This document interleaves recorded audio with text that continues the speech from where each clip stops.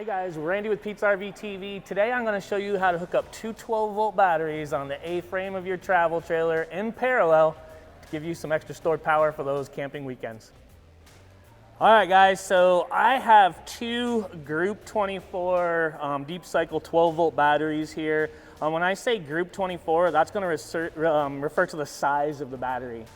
So the Group 24s are probably going to be the most common size battery we're going to find in the RV world, and typically the size battery that's going to come on your camper when you pick it up at the dealer.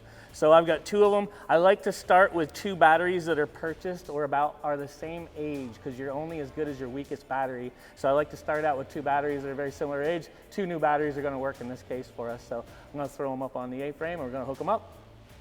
All right, so anytime I'm changing or doing anything with batteries, I always like to clean my terminal. So I'll take the terminal, and the terminals are usually made of a softer compound, a brass or copper, something like that. I just like to clean them up a little bit, and a sheetrock knife or a nice blade works pretty good for that. Even a grinder or a wire wheel, just don't remove any material from them. So now that I got a good clean surface, I can go ahead and start hooking them up to the battery. So I'm just gonna put this out of the way. So I'm going to hook up my negative first, which is this guy right here.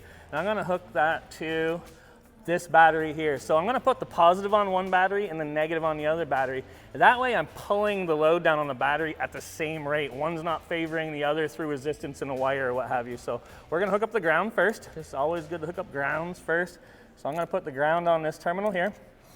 And then I'm going to take my positive wire going to the camper, and I've identified which are which on the batteries themselves. Be careful, they're usually embossed on the battery, but it can be difficult to see, so make sure you know which ones are which before you start hooking them up, or some welding will occur, we call it. All right, so I'm going to hook the positive to this battery here. Now right now, I've got the negative hooked to the far battery and the positive hooked to the closer battery, so they are not hooked together. We're not passing power to the coach yet, because the two batteries are not hooked together at this time.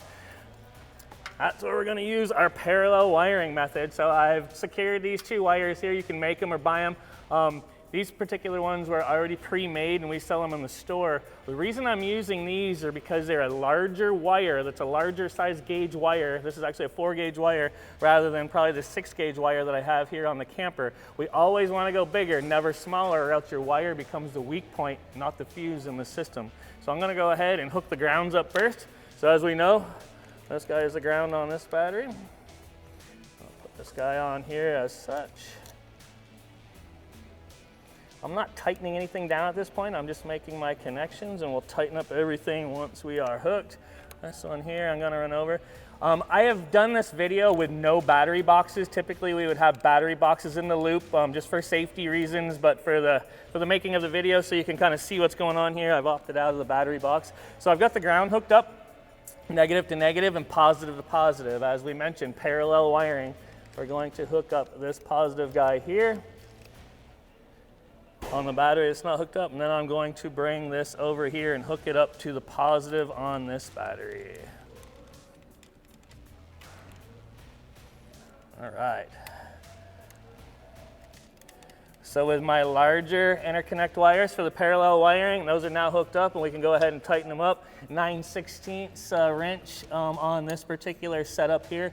When you're using a wrench or a metal anything to tighten up anything on a battery, make sure you know where the body of the tool is so it doesn't make contact with the other post on the battery. Or again, you'll see that welding that I referred to a little bit earlier. So we're just going to snug these up, make sure they're good and tight all across the board. And then we would go ahead, obviously, and put our battery box covers back on if we did have the battery box, and you are good to go for that extended camping weekend with a little bit of extra stored power. Thanks for watching Pete's RV TV with Randy today. I look forward to seeing you on the road, and happy camping.